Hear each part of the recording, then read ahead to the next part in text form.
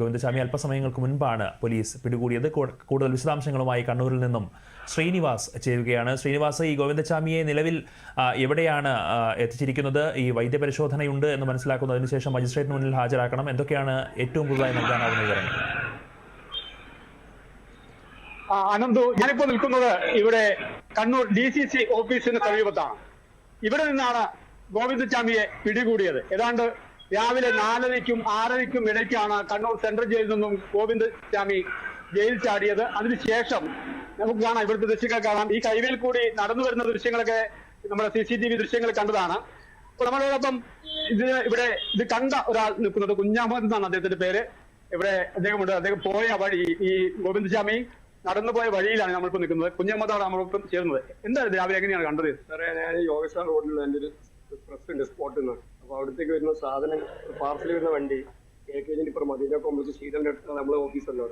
അവിടത്തേക്ക് രാവിലെ സാധനം എടുക്കാൻ വരുന്ന സമയത്ത് KKG അവിടെ നിന്ന് ഇങ്ങോട്ടേക്ക് ഈ വ്യക്തി നടന്നു വരുന്നത് കാണുന്നുണ്ട്. തലയിൽ കെട്ടി വെച്ചിട്ട് കൈ കാണാത്ത രീതിയിൽ വരുന്നു. പിന്നെ ആ സാധനം എടുത്തിട്ട് സാധനം എടുത്ത് വണ്ടി റിട്ടേൺ വരുമ്പോൾ നമ്മളെ മാക്സ് ഹോസ്പിറ്റലിലാണ് വെച്ചിട്ട് ഒരു ഓട്ടോ ഡ്രൈവറും വേറൊരു വ്യക്തിയും കൂടിയിട്ട് അവിടെ വണ്ടി സൈഡാക്കിയിട്ട് എന്ന് വെച്ചാൽ അയാൾക്ക് കയ്യുണ്ടോ എന്ന് നോക്കുന്നുണ്ട്. ഞാൻ പറഞ്ഞ കയ്യില്ലാന്ന് പറഞ്ഞു. ഞാൻ വണ്ടി സൈഡാക്കി നോക്കി ഈ സ്ഥലത്ത് എത്തുമ്പോൾ വ്യക്തി ഇവിടെ നിന്ന സമയത്താണ് മറ്റൊരു പറഞ്ഞ ഇത് ഗോവിന്ദചാമിയാ ജയിലിൽ ചാടിയെന്നുള്ളത്. അപ്പോൾ അയാൾ എന്തൊരു ഹിന്ദിയിൽ ചോദിച്ചാൽ ഹിന്ദിയിൽ അയാൾക്ക് സംസാരിച്ച് ഗോവിന്ദചാമി എന്ന് പറയുമ്പോൾ അയാൾ കുറച്ച് ഇടവഴിയിലേക്ക് ഓടിക്കയറി. അതായത് ഈ കാണുന്ന ഇടവഴി കൂടി നമുക്ക് ഇങ്ങോട്ട് നടക്കാം. ഈ കാണുന്ന ഇടവഴി കൂടിയാണ് ഗോവിന്ദചാമി നടന്നു പോയത്. അപ്പൊ ഇദ്ദേഹം ഇവിടെ പോയി ഈ കുഞ്ഞാമത് ഇവരുടെ ഒപ്പം തന്നെ ഇങ്ങോട്ട് നടക്കുന്നുണ്ട്. അപ്പൊ അങ്ങനെ ഇവിടെ എത്തി ഗോവിന്ദചാമി എത്തിയ ഒരു ഇടത്തേക്കാണ് നമ്മൾ പോകുന്നത്. അവിടെ ഒരു നിർമ്മാണ തൊഴിലാളിയുണ്ട്. ആ നിർമ്മാണ തൊഴിലാളി അദ്ദേഹം ഈ ഗോവിന്ദചാമിയെ തിരിച്ചറിഞ്ഞതോടുകൂടി ശബ്ദമുണ്ടാക്കുകയും അപ്പോൾ അദ്ദേഹത്തെ ഭീഷണിപ്പെടുത്തുകയും ചെയ്തു എന്ന് അദ്ദേഹം എന്നോട് പറയുകയുണ്ടായി. നമുക്ക് കാണാം, അദ്ദേഹം ഇവിടെ ഉണ്ടെന്ന് തോന്നുന്നു. ഇവിടെ നിർമ്മാണ പ്രവർത്തികൾ നടക്കുന്ന ഒരു കെട്ടിടം നമുക്ക് ഇവിടെ കാണാൻ കഴിയും. ഇവിടെ നിന്നാണ് ഇവിടെയാണല്ലേ ഗോവിന്ദ് ഈ ഘടകങ്ങൾ ഇതുവഴിയാണ് പോകുന്നത്.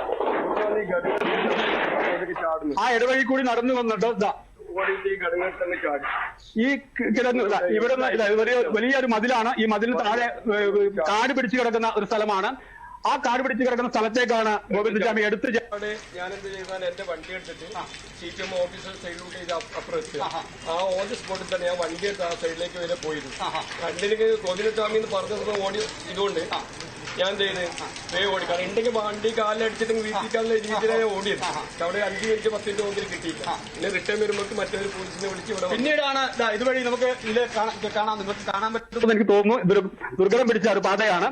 ഈ മതിൽ ചാടിയിട്ടാണ് ആളുകൾ അങ്ങോട്ടേക്ക് പോകുന്നത്. അങ്ങനെ ഇതിന് പിറകിൽ കാണുന്ന ഒരു ഭാഗമുണ്ട്. അതൊരു പഴയ ഹോസ്പിറ്റലിന്റെ ഒരു കെട്ടിടമാണ്. ആ കെട്ടിടത്തിന്റെ കിണറിനുള്ളിലാണ് ഈ ഗോവിന്ദചാമി ഒളിച്ചിരുന്നത്. അപ്പോൾ നാട്ടുകാര് ഇത് കാണുകയും പോലീസിനെ വിവരം അറിയിക്കുകയും അതിന്റെ അടിസ്ഥാനത്തിൽ പോലീസ് എത്തുകയും അത് നമ്മൾ കണ്ട ദൃശ്യങ്ങളിലൊക്കെ അത് കണ്ടതാണ്. ഏതായാലും ഇവിടെ ഒരു ചേട്ടനുണ്ടായിരുന്നു. ആ ചേട്ടൻ അവിടെ ഉണ്ട്. ചേട്ടൻ വരുന്നുണ്ട്. നമുക്ക് ഈ ചേട്ടനെയാണ് ഗോവിന്ദചാമി ഒന്ന് ഭീഷണിപ്പെടുത്തിയത്. ചേട്ടാ, ഒന്നിങ്ങോട്ട് വന്നു ചേട്ടാ. ഇവിടെ ഇതുവഴി കടന്നു വന്ന സമയത്ത് അയാളോട് പിടിക്കാൻ എന്താണ് സംഭവിച്ചത്? ഇയാളോട് നമ്മൾ പിടിക്കാൻ ചേട്ടാ ഒന്നിങ്ങോട്ട് വന്നേ. പിന്നെ ഈ ചേട്ടനാണ് കാണുന്നത് അല്ലേ? ഞങ്ങള് പിടിക്കാൻ പറയും. നമ്മള് കലാപത്ത് കൊടുത്ത് പിടിക്കുന്ന പറഞ്ഞു. എന്നോട് ഇവര് പിടിക്കുന്നു പറയുന്നുണ്ട്. കത്തിയെടുക്കുന്നു പറഞ്ഞു നിങ്ങളോട്. മലയാളത്തിലാണ് പറഞ്ഞത്? മലയാളത്തിലാണ്. നമ്മളോട് ഹിന്ദിയിലാണ് അപ്പുറന്ന് സംസാരിക്കുമ്പോൾ ഹിന്ദിയാ പറഞ്ഞത്. മലയാളത്തിലാണ് പിടിക്കാൻ പറഞ്ഞത്. പിന്നെ ആ വണ്ടി എന്തായാലും അപ്പുറത്ത് കൂടെ ഓടി. എന്തായാലും ആ സൈഡിലോട്ട് വരുന്നുണ്ടെങ്കിൽ ഒന്ന് ട്രാപ്പ് ചെയ്യാൻ വെച്ചിട്ടാ ഓടിയത്. ന്യൂസ് കണ്ടിട്ടുണ്ടെങ്കിൽ അവിടെ തന്നെ പിടിക്കാൻ പറ്റും. സ്വന്തം വ്യക്തിയാണ്. എന്തായാലും 3-4 ആളുണ്ടല്ലോ. പിടിക്കാൻ പറ്റുമോ വ്യക്തിയാന്ന് അറിയുന്നില്ലല്ലോ. ഇല്ലെങ്കിൽ പിടിക്കാൻ പറ്റുമോ? അപ്പൊ മറ്റുള്ളവർ പിന്നെ ഇതിനെ പിടിക്കണമെന്ന് വിളിച്ച് അലറിയപ്പോഴാണ് ചേട്ടൻ കാണുന്നത്. അപ്പൊ ചേട്ടന് തടഞ്ഞപ്പോഴാണ് നിങ്ങളെ കത്തിക്കരിഞ്ഞു കളയുമെന്ന് പച്ച മലയാളത്തില് ഗോവിന്ദചാമി ഇദ്ദേഹത്തോട് പറഞ്ഞത്. എന്തായാലും അതിനുശേഷം പോലീസ് പിടികൂടി കണ്ണൂർ ടൗൺ പോലീസ് സ്റ്റേഷനിൽ എത്തിച്ചു.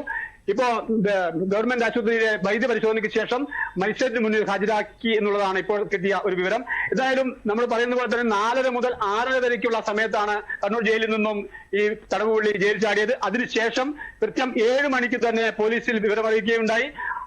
അതിനുശേഷമാണ് ഈ മാധ്യമങ്ങളിലൊക്കെ ഈ വാർത്ത വന്നത്. മാധ്യമങ്ങളൊക്കെ തന്നെ വളരെ നല്ല രീതിയിൽ വാർത്ത കൊടുക്കുകയും പൊതുജനങ്ങളുടെ അറിവിലേക്ക് ഇത് ഷെയർ ചെയ്യുകയും ചെയ്തു. അതോടുകൂടി പൊതുജനങ്ങളാകെ എല്ലാ സ്ഥലത്തും ഗോവിന്ദചാമിയെ പോലുള്ള ആളുകളെ കണ്ടാൽ അറിയിക്കണമെന്നുള്ള നിർദ്ദേശമുള്ളതിന്റെ അടിസ്ഥാനത്തിൽ അവർ അറിയിക്കുകയും അതിന്റെ അടിസ്ഥാനത്തിൽ 3 പേർ അറിയിച്ചത്. അതിലൊരാളാണ് കുഞ്ഞമ്മദ്. മറ്റൊരു ബിനോജ് എന്ന് പറയുന്ന ഒരാളുണ്ടായിരുന്നു അല്ലെ? ബിനോജ് ഉണ്ടായിരുന്നു. Auto driver Santhosh. എന്തായാലും എസ് പി തന്നെ അക്കാര്യം പ്രതിപാദിച്ചിട്ടുണ്ട്. അവരുടെ അദ്ദേഹത്തിന്റെ വാർത്താ സമ്മേളനത്തിലേക്ക് പറഞ്ഞു 3 പേരുടെ കറക്റ്റായ ഇൻഫർമേഷൻ ആണ് ഇത്ര പെട്ടെന്ന് മാക്സിൽ പോയിട്ട് ഞാനാ പറഞ്ഞത്, മാക്സിൽ പോയി കഴിഞ്ഞാൽ CCTV-ൽ അവർ ഫുള്ളായിട്ട് ഇൻഫർമേഷൻ കിട്ടും. അയാൾ തന്നെ ഞാൻ തിരിച്ചറിയണമെങ്കിൽ സാർ എന്നോട് ചോദിച്ചിരുന്നു അയാൾ നിങ്ങൾക്ക് അറിയോ? ഈ ചാടി വ്യക്തി നിങ്ങൾക്ക് അറിയുന്നുണ്ടെങ്കിൽ CCTV മാക്സ് ഹോസ്പിറ്റലിൽ ഉണ്ടാവും, അവിടെ നോക്കി അവിടെ പോയിട്ടാണ് ഇവർ തിരിച്ചറിയുന്നത്. ഈ തുള്ളിയ വ്യക്തി ഈ തന്നെയാണ് അവര് CCTV നോക്കിയിട്ട് പറയുന്നത്. അപ്പൊ എന്തായാലും പിന്നെ പോലീസിനെ സംബന്ധിച്ചോളം വലിയ ആശങ്കയായിരുന്നു. ആശങ്കയ്ക്ക് അല്പം ഒരു ആശ്വാസം തന്നെയാണ് ഇപ്പോഴത്തെ ഈ ഇടപെടൽ. എന്തായാലും ജനങ്ങളുടെയും പോലീസിന്റെയും മാധ്യമങ്ങളുടെയും ഒക്കെ ഭാഗത്തുനിന്നുണ്ടായ ഇടപെടൽ കാരണമാണ് മണിക്കൂറുകൾക്കുള്ളിൽ തന്നെ ഈ പ്രതിയെ പിടികൂടാനായത്. അനന്തു, ശരി, വ്യക്തമാണ്. എന്തായാലും ഗോവിന്ദചാമിയെ പിടികൂടിയിരിക്കുന്നു. നിലവിൽ ആശുപത്രിയിൽ വൈദ്യപരിശോധന നടത്തുകയാണ്. അതിനുശേഷം മജിസ്ട്രേറ്റിന് മുന്നിൽ ഹാജരാക്കുന്നുണ്ട്. ഗോവിന്ദചാമിയെ പിടികൂടിയ സംഭവ സ്ഥലത്തു നിന്നും തത്സമയ വിവരങ്ങൾ നൽകുകയായിരുന്നു ദൂരദർശൻ പ്രതിനിധി ശ്രീനിവാസ്.